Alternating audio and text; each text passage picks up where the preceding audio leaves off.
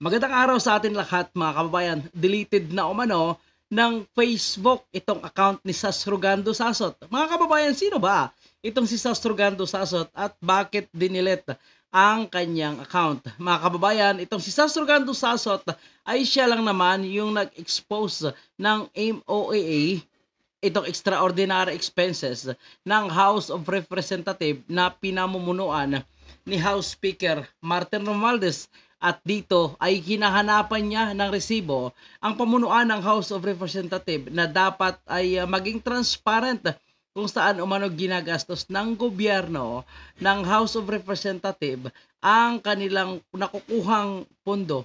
So, simula noon nagkaroon na siya umano ng restriction. At ang pangyayaring ito, mga kababayan po natin, ay kinumpirma din ng kanyang kaibigan, isang political vlogger at solid na taga-suporta, taga-sunod ni dating Pangulong Digong na si Crisette Laurita Cho.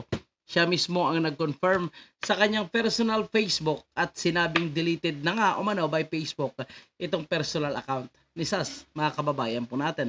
Marami ang nadismaya dahil ang kiniklaim po ng ilang kababayan po natin, kahit si Sas, na itatanong niya sa kanyang sarili, ito ba umano ay kagagawa ng gobyerno ng ating bansa o kagagawa ng Amerika, dahil siya lang naman ang naglabas ng foreign policy ni dating o foreign policy ni Pangulong Marcos na ngayon ay nakikita niya umano na pumapabor na nga sa Amerika. At kilala rin itong si Sas na umano ay taga-suporta ng China o maka-pro-China umano ito, mga kababayan po natin. At siya rin ngayon naman ay nagbabatikos sa administrasyon ni Pangulong Marcos. At itong si Sas, mga kababayan po natin, ay isa rin sa tagapag-expose ngayon ng mga anomalya dito sa gobyerno ni Pangulong Marcos.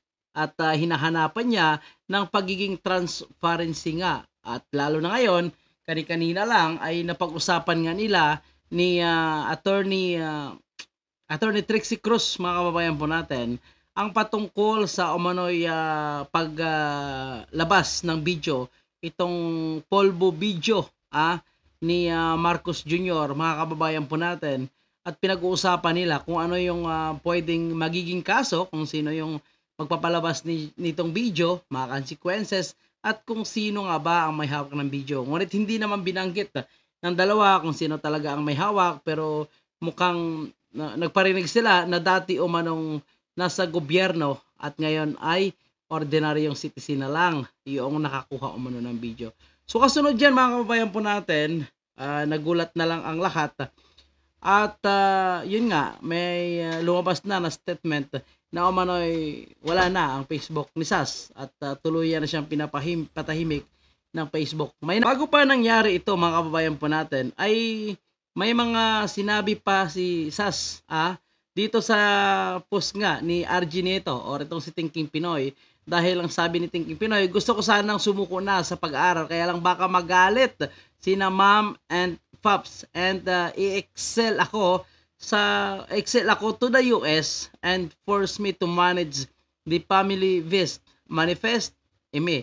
So ang sabi naman ni Sas Rugando Sasot, ang family business ba ni Ma'am at ni Pops sa US ay frozen fruits and vegetables?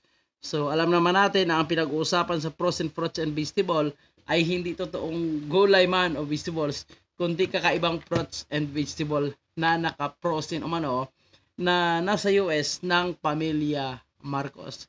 Siguro alam na po natin, hindi na po natin kailangan banggitin. At yun nga, mga kababayan po natin, kasunod yan ay naglabasan na itong konfirmasyon na umano'y deleted na ang kanyang Facebook account. Kayo po, mga kababayan po natin, ano po ang inyong palagay? Nagkakaroon na kaya ng online martial law? Dahil ang lahat na kumukontra sa umano'y administrasyon ng ating gobyerno, kumukontra sa pamunuan ng House of Representatives, ay dahan-dahan ng tinitake down, mga kababayan po natin. At itong Facebook naman umano ni Maharlika ay naka-restriction at mukhang kinasuhan siya nitong infringement, parang trademark infringement.